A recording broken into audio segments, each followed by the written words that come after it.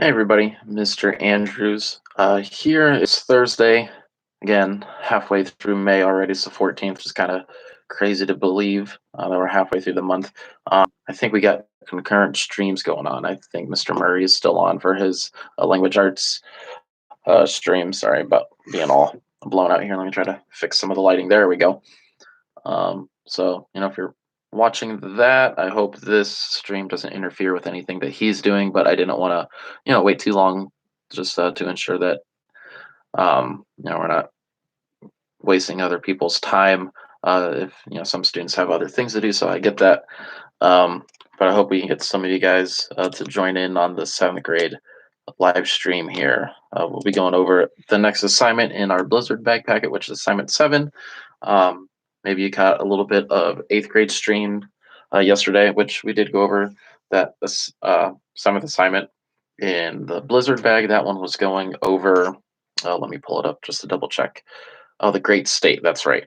So looking at like state governments, and we'll kind of get more into that here in just a few minutes. But normally, what we tend to do is give some people some time to, kind of come on in. I know some people maybe are just waking up at this time. I may pull them all nighters on doing some gaming and stuff like that.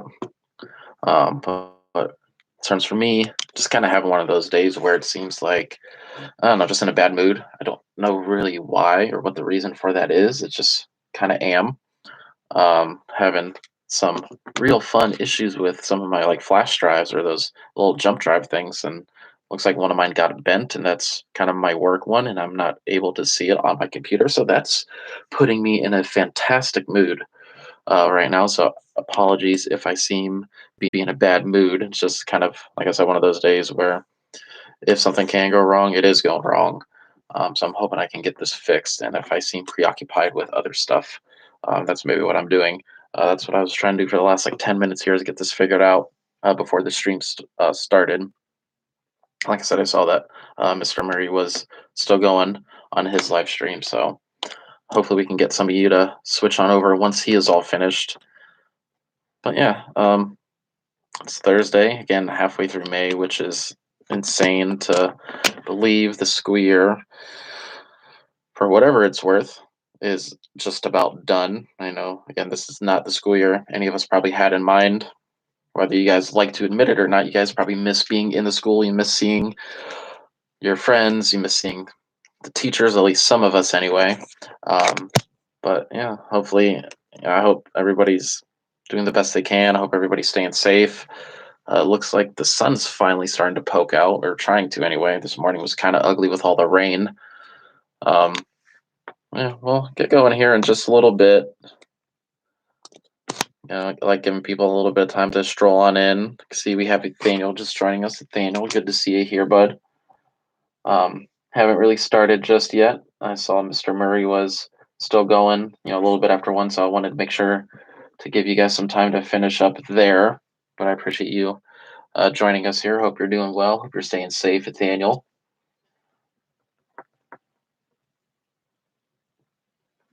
Okay, sorry, just taking attendance or marking people who are down. Thank you, sir. I appreciate that. I don't know if you caught the little bit of it. If I appear to be in a bad mood, I apologize. I'm just kind of having one of those days where I'm just kind of grumpy. I don't know why. I can't really put a finger on it. But my flash drive here, my work one, like kind of all the years that I've been at Summit, it's not really working right now. I was working just a few days ago. I don't know. It looks like the little receiver part here, that metal part is kind of bent. I don't know. So my computer's not really picking it up. So I'm trying to finagle and get it to work somehow so I can copy it onto one of my other drives. Had it for a split second, but then it lost connection. So I don't know if it's just getting kind of old. But I'm glad to see that you're here, Nathaniel. Again, I try to ignore all my complaining and whininess, I guess. But if I seem preoccupied with other things, that's what I'm going to be trying to figure out until we get going here. Oh, come on. Nathaniel, hope you're having a good week. Hope we're not getting too much like work overload or not feeling overwhelmed.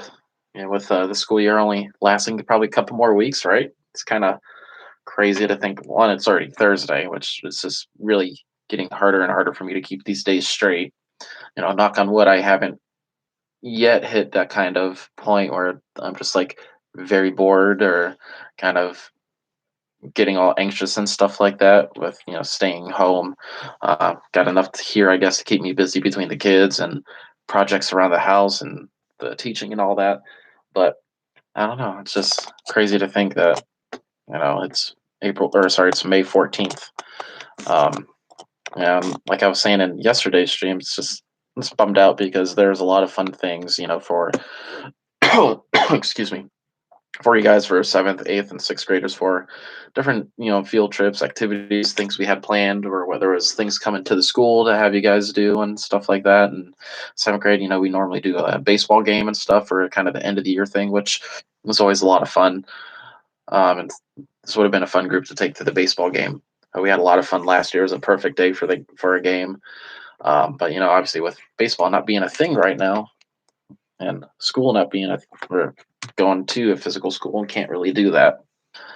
But well, hopefully we can maybe all get together during summer, Miss Sealing can plan something out if we are allowed to. That is, if it is safe for us to go that route, that could be something that we try to do. But we'll give it a few more minutes, maybe about a quarter after, until we get going, because I want to make sure you guys have enough time to kind of, we'll talk about the next assignment in our Blizzard bag and stuff, and I want to make sure that I'm here for as long as you guys need me. Oh, this flash drive is gonna annoy me the whole day, I think.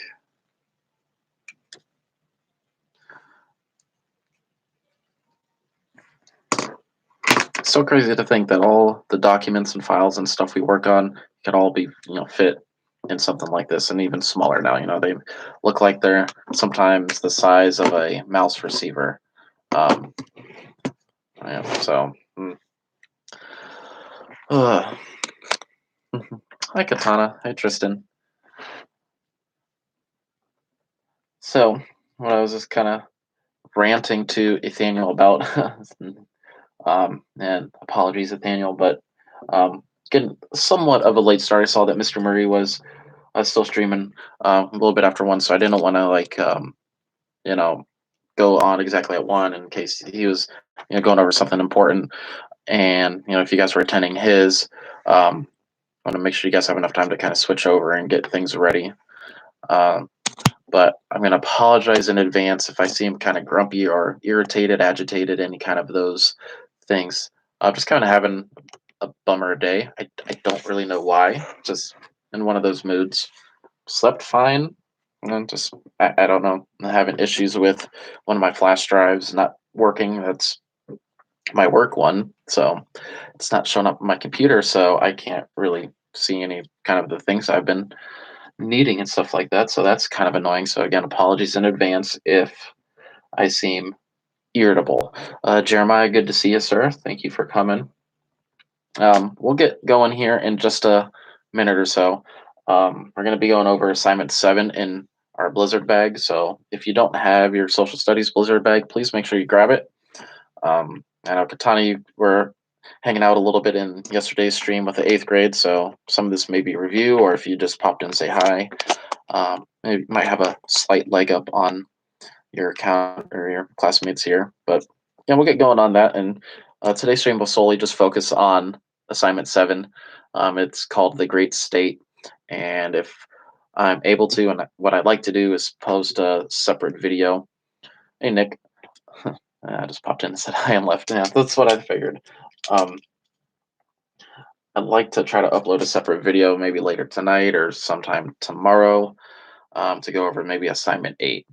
I don't want to, try to cram too much into these streams and, have different students at different speeds and stuff like that. So I try to whenever I do those separate videos, I try to keep them a little bit shorter, about 20 minutes or a half hour.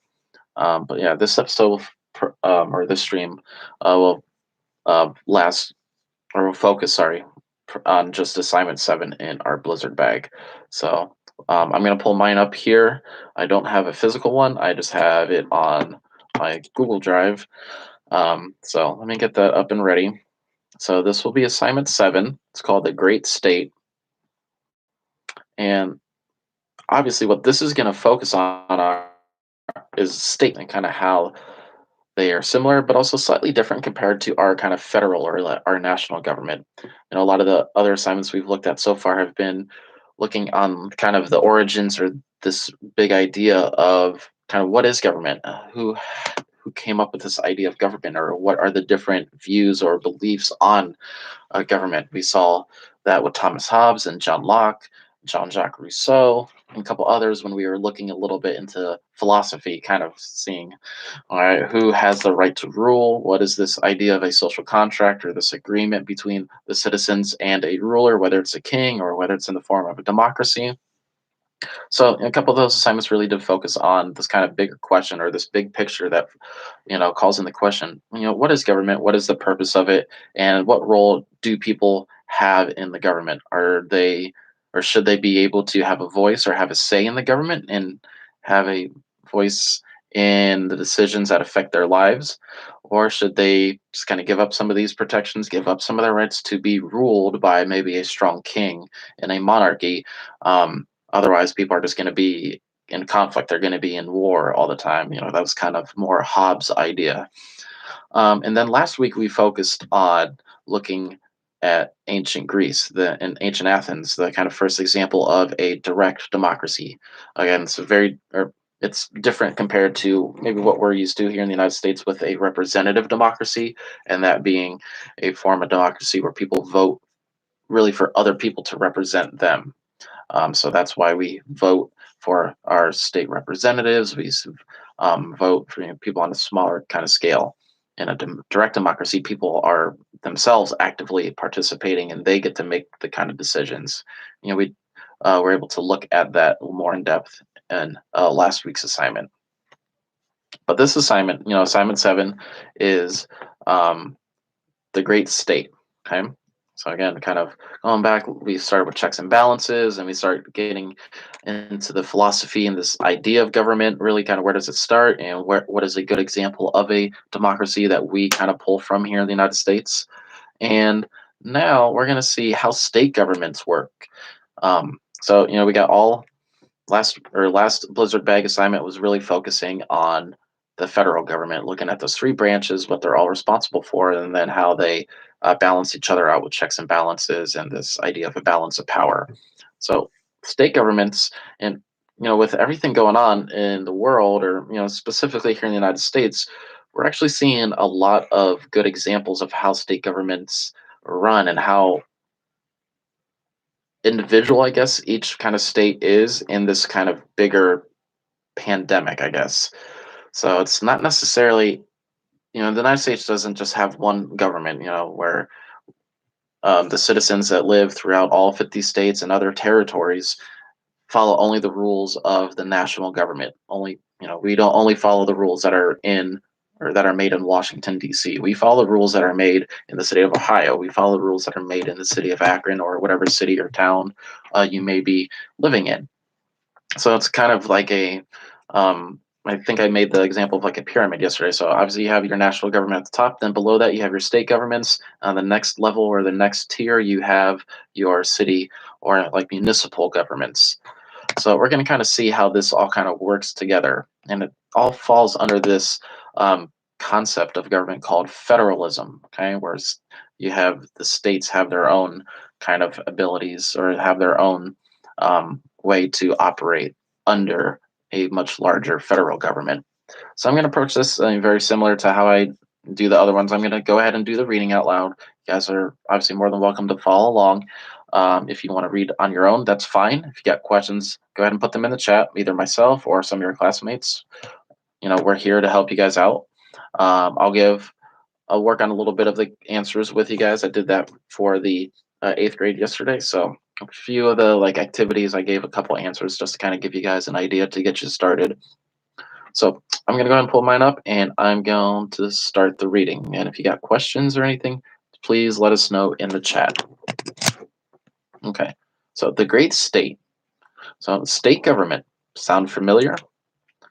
State governments work almost exactly like the federal government. There are three branches of government: an executive branch, a legislative branch, and a judicial branch. Okay, so, just like the federal government, state governments have three branches. So, at the state level, the head of the executive branch is called the governor. In Ohio, our governor is Mike DeWine. Mike DeWine. So, with all the press conferences and stuff, and obviously with the pandemic going on, probably hearing a lot about Mike DeWine and his press conferences over the last couple months. If you've been watching or paying attention to any of the news in Ohio, okay, so a governor is like the president of a state, and each state has their own governor. These governors don't necessarily work in Washington D.C. They work in the state that they represent. So every state except one also has a bicameral legislature. Bicameral meaning that the legislature is made up of two chambers, or two parts, or two sections. In most states, those chambers are called the Senate and the House of Representatives. So again, very similar to what the national government does. A state's judicial branch normally includes a high court, often called the Supreme Court, and a system of lower courts. These lower courts include trial courts and appeals courts. So just again, very similar to the national government, each state has a very like its highest court or a Supreme Court. So there's an Ohio Supreme Court, and there's a nice diagram I think on the next page of the reading that kind of shows that and breaks it down a little bit nice. And if you look to the right, you can kind of see that example of the one state out of the 50 that kind of does things slightly differently.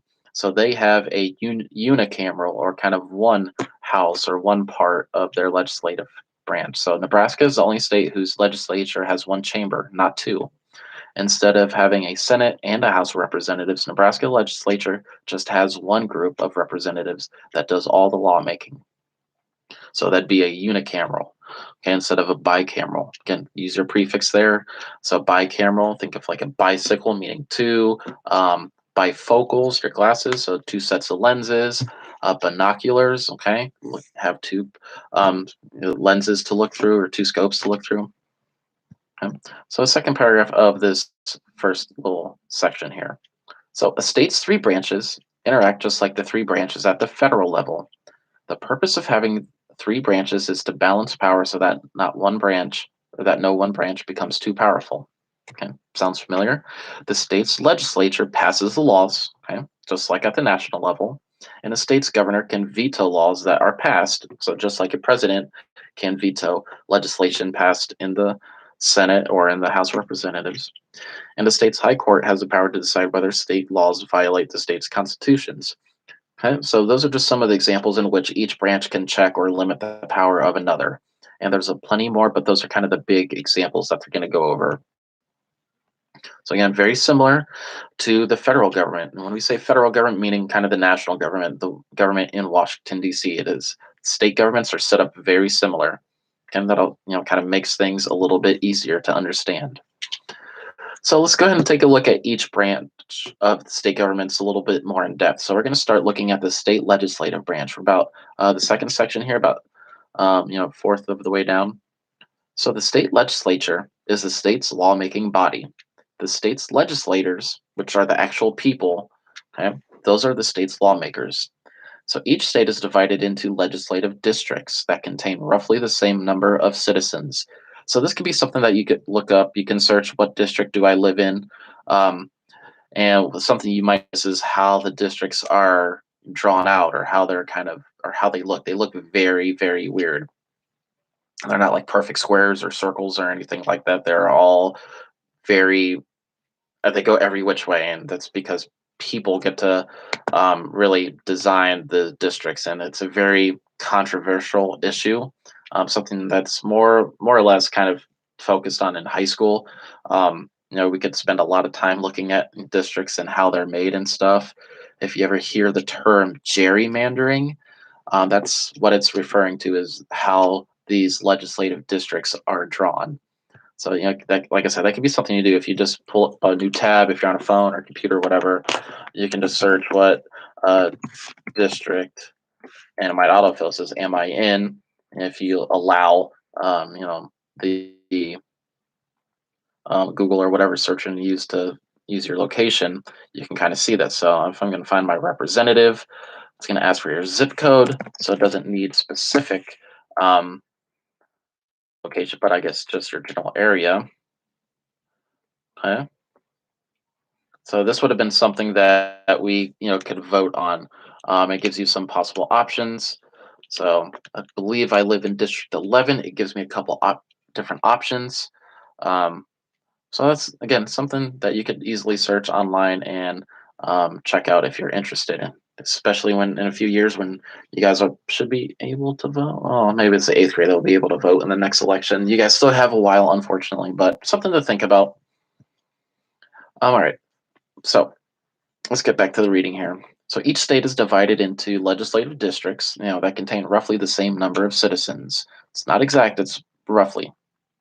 So citizens in each district elect representatives to serve in the state legislature. That means that the state legislatures represent the citizens who live in their district. So again, I know we're hearing the word legislature, legislators a lot. When it's when it ends in TORS, that's talking about the physical person, the person that is being chosen. And the legislature, the TURE, that's kind of the group of people that make the laws. So again, that means the state legislatures, the people that select or the person that's selected represent the citizens who live in their district. This way, the interests of people in different parts of the state can be represented when state laws are being considered. So you have the people who may live in kind of a more farm or rural area. They have a representative or a legislature that represents them. And the citizens that maybe live in a more city or urban environment have legislatures that represent them because the interest or the needs of those different citizens are going to be very different. The needs of people who live in a city are going to be different compared to those who live in a farm or more of a kind of open rural setting. All right, so and I know that was a lot. I went off on some tangents there, dug a little deeper into some points, but that's part of why we do these streams is to give you just a little bit more and to help supplement the material. So let's take a look at the state executive branch. Okay, so this is branch two of the state's three branches. So the head of a state's executive branch is the state governor. The governor is like the president of a state and has similar powers, such as the power to veto or reject bills passed by the state's legislature. A state's executive branch also includes many departments. States usually have their own departments of education, transportation, health, and other services. These departments carry out the laws passed by the state's legislature. Okay? So, again, just like our federal government, the executive branch, their purpose is to execute the laws, is to carry them out. It's not just the governor, but there's also a lieutenant governor or kind of like a vice president almost. And these executive branches also have different departments or these organizations, these agencies like education, transportation, health. Especially right now, you probably hear in Department of Health a lot. Dr. Amy Acton, who's often right next to Governor DeWine during his press conferences. Since she is in charge of Ohio Department of Health, she is a very important person to listen to during these times. Um, so that's just one of the ways maybe we're seeing kind of our states in action here, and it's true, and it's slightly different for each state. Ohio's approaching this COVID-19 outbreak, differently than maybe other states are, especially in New York, where it's a lot more serious. In some other states, maybe they're not as affected as this because they're smaller populations. There's not as many big cities, so there's less chance of that virus being passed around unknowingly. So maybe that's why we're seeing some of these states open up. Ohio's in that process of slowly starting to reopen its businesses, its economy, and things like that. And that's really up to each state to decide.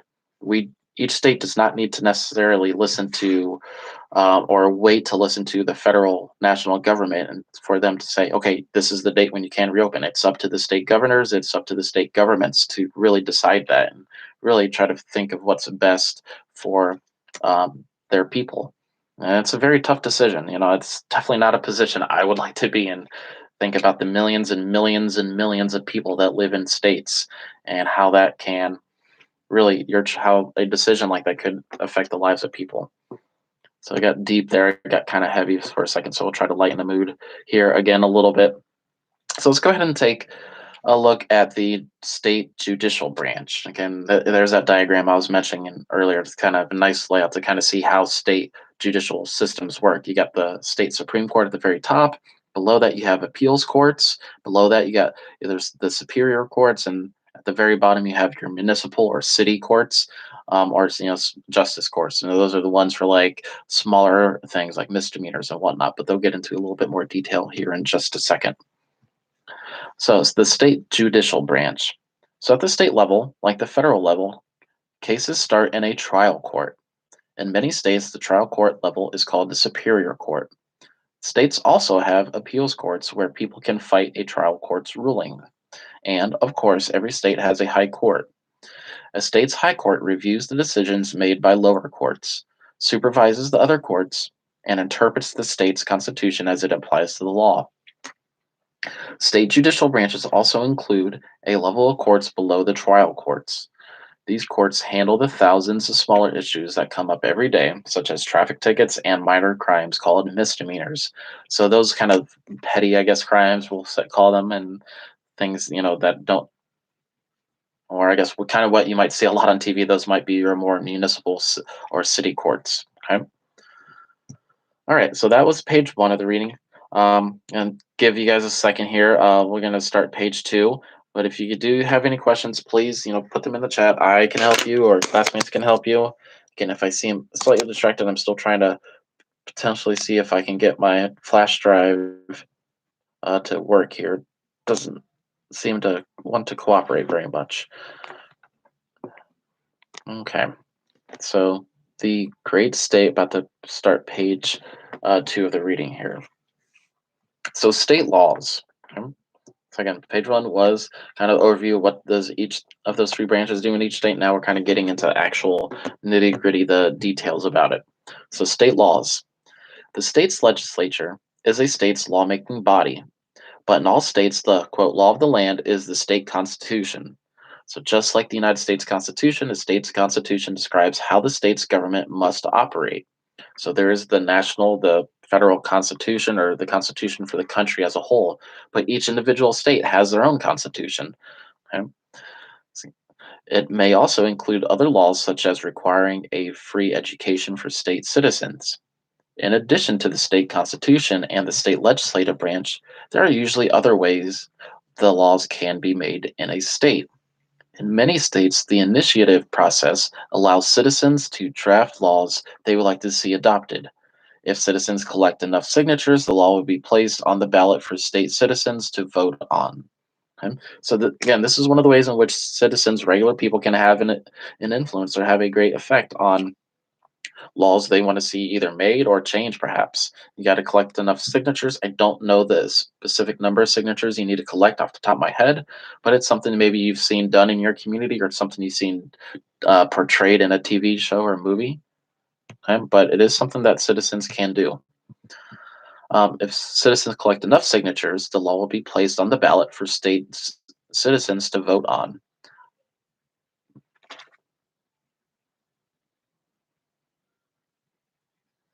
Okay, sorry, I thought I heard something. So the referendum process works the same way, but it is used to let citizens vote on a law already passed by the state legislature. So maybe people want to see a current state law taken away. That's part of the referendum process. Okay. However, a state law is adopted. The law applies inside that state, or only applies inside that state.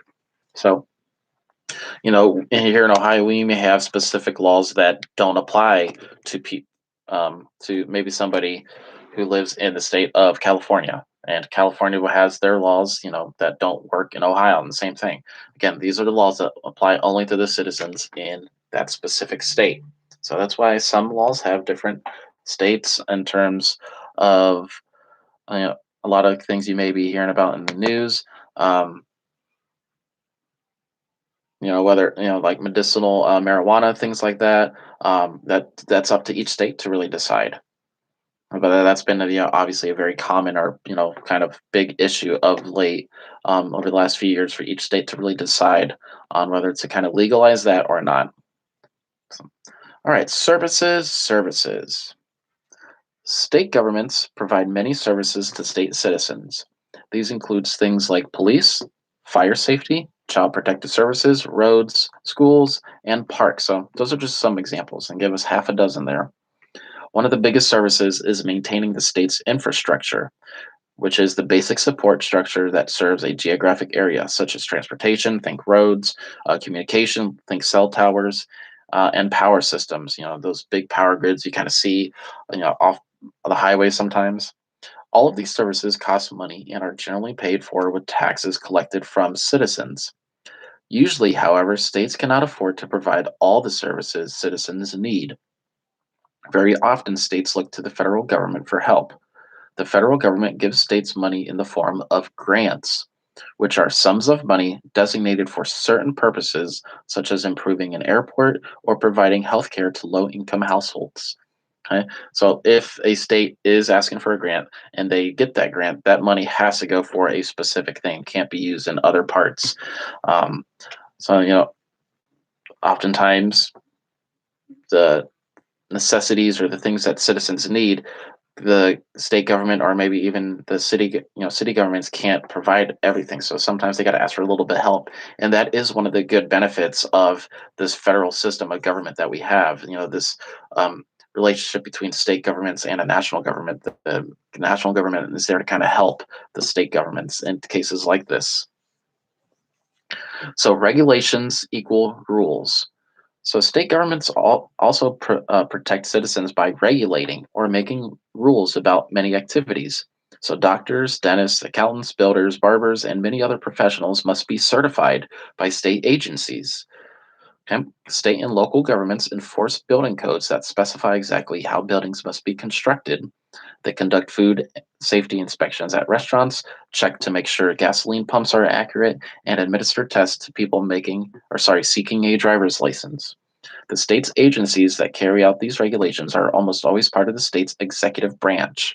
And they give us an example. If you look to the left there, of Idaho's Division of Building Safety issues licenses to electricians, plumbers, and others. And this is really to ensure that people who are going or that are wanting to become these, uh, you know, workers or wanting to get into that specific profession. Could be education like teaching. It could be, I give an example of being a doctor or any other kind of, healthcare worker, accountants, lawyers, builders, engineers, whatever it may be. You need certification. You need to go to some sort of schooling, get some sort of education so that can you are certified to, again, pursue that career path, or maybe like an engineer design a building. Can't just make a building and say, oh, this looks good, let's make it this way. Okay, you need to make sure that you're well trained, and this is also really to protect and to ensure that not just any person off the street can walk into a school and become a teacher, or to go into a doctor's office and put on a white coat and say, "Hey, I'm a doctor." Now you have to go to years of schooling. You need education. You need to be certified, um, and you got to be tested over this kind of stuff. Um, but there's other professions, other jobs that don't need any kind of certification or need different types of certification, and that's one of the activities. I think it's activity C. If you haven't looked at this yet, that kind of gets into that. All right, so the last section here, local governments, and this is going to focus primarily on city or municipal governments. So local governments, such as cities and counties, get their power from the state government. The state decides what services cities and counties are responsible for providing and what kinds of laws cities and counties are allowed to make. Because local governments are the closest to citizens, often they are the ones that can easily provide services. Some services, such as schools, libraries, police, water, and trash collection, are usually controlled at the local level. My neighborhood, our trash comes on every Friday, but I know that it's different for different neighborhoods in different parts of Akron. So that's the city of Akron doing their thing. And whenever I pay the utility bill, it always takes cityofakron.org or .gov and stuff like that. So those things are really up to the cities or up to the counties. So even so, local governments must follow both state and federal laws when providing these services. So they give the example of animal licensing and leash laws are usually controlled by local governments, meaning like city governments. I know for each year at the beginning of the year, like in January, we have to pay for our dog Stella for her dog license. I think it's like $18, $19 a year. But again, that's up to each state, or up to the city of Akron, um, to kind of dole that out and give that and be responsible for things like that. Okay, so that was the 2 pages of reading for the great state. Again, a lot of this should sound kind of familiar to what the federal government does in terms of checks and balances, kind of the type of laws that are carried out. But this may sound a little bit more familiar to you because I'm sure a lot of you guys kind of see this, or have seen this in your everyday lives, whether you are aware of it or not. But maybe that's, see construction going on. Maybe that's the state of Ohio looking at this section of the highway to make sure it's nice and smooth and stuff. Or maybe it's the city of Akron filling potholes because at this busy intersection, there's been a lot of reported accidents or people getting their cars and tires and wheels damaged and stuff like that. But these are things, that state governments and in some cases local governments are responsible for. Okay. So let's move on to the activities. There's activity A, B, and C. So just 3 activities, and a couple of the other assignments have had quite a number more. So like 5 or 6 in some cases. Um, but for this one, activity A, vocabulary search. Just telling you right now, if you haven't yet started it, you don't need to do the crossword puzzle. Okay, it's having you find the vocab terms, the ones that are bold in the reading first to match the definitions. If you already completed the crossword puzzle, that's great. More power to you. If you have not yet started it, no problem. You don't need to do it. If you want to, sure. But what I'm going to say, to make this a little bit easier on yourself, is just look at the definitions and try to find the correct vocab term. The terms are going to be the bold words throughout the reading. Okay. Most of them, about like 95% of them. There may be like 1 or 2 that aren't bold, so you may need to do a little bit closer investigating. But a couple of these we did yesterday with the 8th grade, so we'll kind of do the same thing for you guys here today. Again, I'm kind of just ignoring the word search right now. My focus is on the words that are bold in the reading. So if I'm looking at part A here for number 1, part of the executive branch that carries out the laws. Okay. All right. So it's telling me it's part of the executive branch. So that's probably where I want to go ahead and start looking. The executive branch, that was on page 1 reading, about 2/3 of the way down or so like that. All right, so I'm going to go ahead and look at this section. Okay. The head of state's executive branch is the governor. No. The governor is like the president of his state. It's similar powers. No. States usually have their own departments of education. These departments carry out the laws passed by the state's legislature. Okay, this sounds very similar to number 1. Parts of the executive branch that carry out the laws. Okay, that would be departments. Okay, so you see that departments is bold there. So that would number 1 in part A would be departments. So I'm going to go ahead and put that here in the chat. So activity A, let's do number 1. That would be departments. Okay. So again, you can, if you really like to, the word search. I'm not going to make it mandatory though. So, okay, sorry. So activity A, number 1, departments.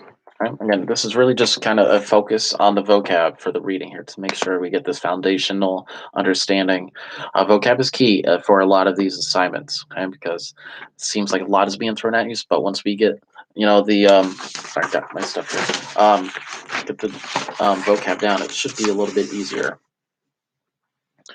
So again, number 1, departments. That's the part of the executive branch that carries out the laws. So like Department of Education, Department of Transportation, and stuff like that. All right, let's look at number 2, and we'll do the first 3 here together. All right, so a legislature made up of 2 houses. Okay, legislature. Okay, so this is going to be coming from the legislative branch, or maybe it's even before that. Yeah, okay, so I'm going back to my reading on page 1 here. I'm looking in the introduction paragraph, that first section. State government, sound familiar? Okay. So a legislature made up of 2 houses, okay, or 2 parts. Okay, I'm looking for the bold words. Okay, I see bicameral legislature, meaning that the legislature is made up of 2 chambers. Okay, yeah, it's bicameral would be number 2 here. Number 2, bicameral makes sense. Again, look at your prefix. That may be a little hint there. Bicameral, bi meaning two, both. Okay. In this case, bicameral legislature meaning a legislature made up of two parts, two chambers, two houses. Okay. Any kind of word there that you want to use meaning part. All right, so we did 1 and 2. Let's pick a different one. We did 1, 2, and 3 yesterday. I want to pick a different one with you guys. Okay. Let's do number 10. Okay, I'm gonna go down, look at number 10. So money the federal government gives a state for a certain purpose. Okay, so I'm gonna go back to my reading. So money the federal government gives a state for a certain purpose. All right, so they talk about like the services here. Okay, let's talk. I'm going back to that part. Excuse me. That where a state government may ask the federal government for some money. So let's look in services. Again, looking for some of the bold words here. Okay, so infrastructure, which are the basic support structures that serve a geographic area, like transportation. No. Grants, okay, are sums of money designated for certain purposes. Where the federal government gives states money in the form of grants. Okay, so it looks like grants. Okay, grants are sums of money designated for certain purposes. Okay, and the federal government gives states money in the form of grants. Okay, yeah, so grants would be number 10. Okay, and we're going to just do 3 here along with you guys. So, and putting in the chat if you haven't noticed. So, grants, number 10 for part A.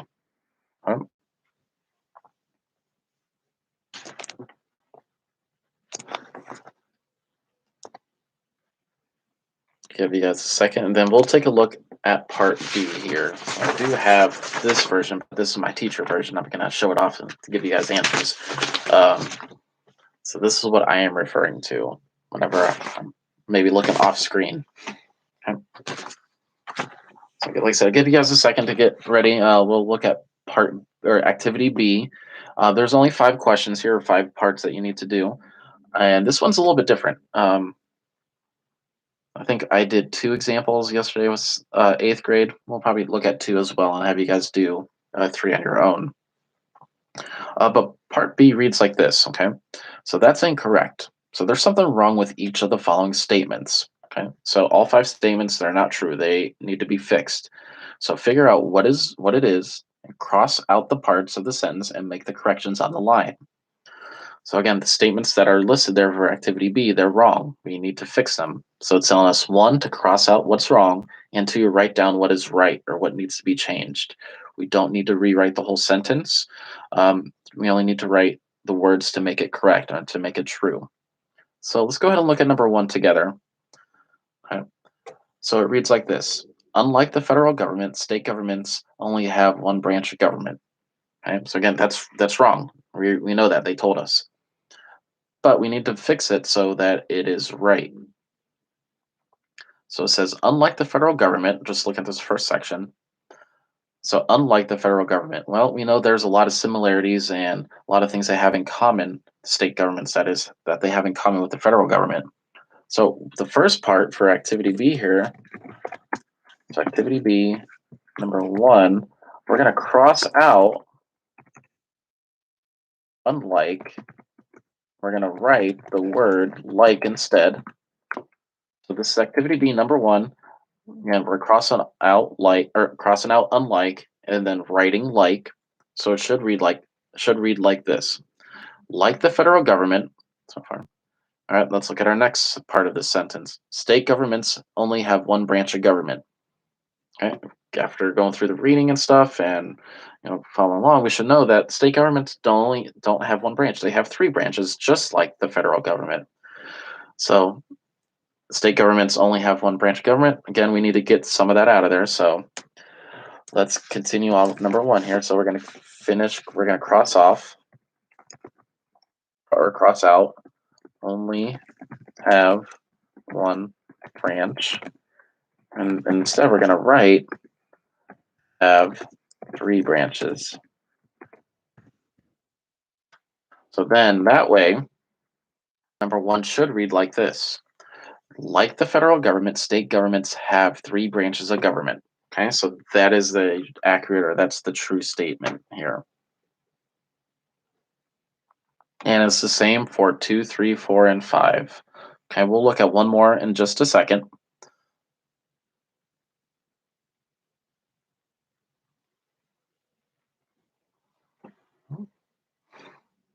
We'll look at number 5. Okay, because this one is maybe a little bit more tricky. Again, you don't need to rewrite the whole sentence. If you want to, fine, but you only need to rewrite the words that make the statement true.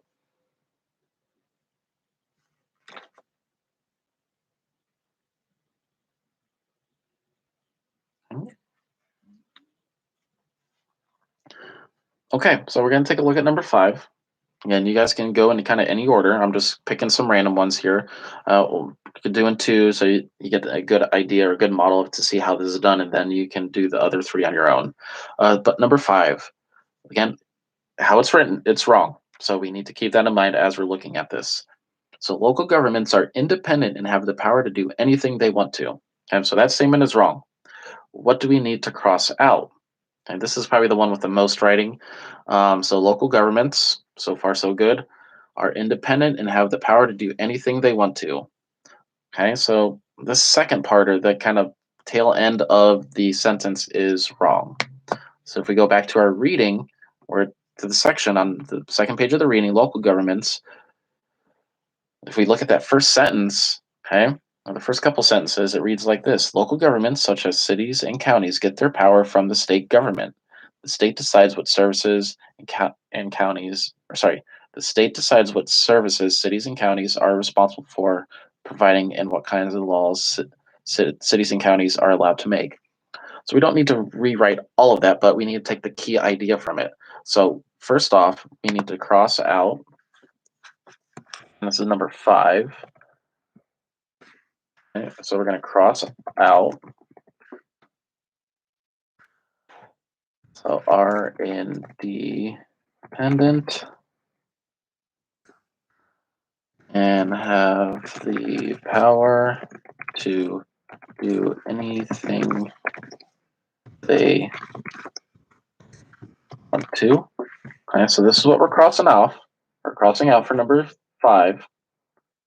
And instead we're going to write, well, we know that state, local, or city governments, they can't do anything they want to. They get their power from the state governments. Okay?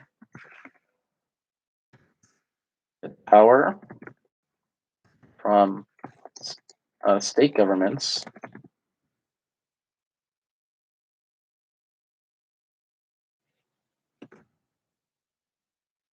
and finish this and do what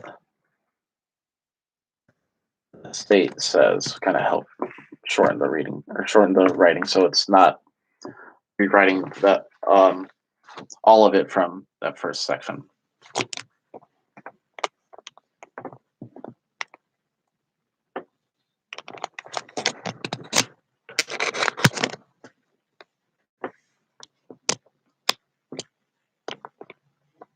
Okay. So again, that's kind of the model you want to follow for the rest of these. Again, initially, how the sentence or how the statement is written, it's wrong. But you need to decide what you need to take out and what you need to write down to make it true or make it right. Okay, so for part C, okay, part C, yours looks slightly different from mine. So part C is going back to that section of being certified or being licensed or not. So part C, licensed or not. So when you make a quote educated guess, you're guessing based on things you already know. So it wants us to read the list of professions below. Which jobs do you think most states require a license for? Think about it, or think what these people do and make an educated guess about whether they need a state license. Okay? So as we are looking at these different jobs, these different professions, just think, okay, does an architect need a license? Does a cashier at the grocery store need a license? Does a dentist need a license? Okay? Put a check mark next to every job you think requires a license in most states. So for the first part, that's all you're doing, okay? going through that big list and just putting a check mark by which ones you think need a license. Okay, so if you think an architect needs a license, put a check next to architect. If you think a car salesperson needs to be certified, needs a license to do that, put a check. If you think an embalmer needs to do that, kind of the person who gets the bodies ready for a funeral, kind of gruesome, I know, but if you think a hairdresser needs to be licensed, put a check. If you don't think they need to be licensed, leave it blank. Okay, so that's really the first part. By my counting, there should be 1, 2, 3, 4, 5, 6, 7, 8, 9, 10, 11, 12. There should be about 12 check marks. Okay. But maybe you're able to kind of justify why you think this person does. If it doesn't really match up with what I have, that's fine. But I'm looking for about 12 here, 12 check marks. Okay. So the second part is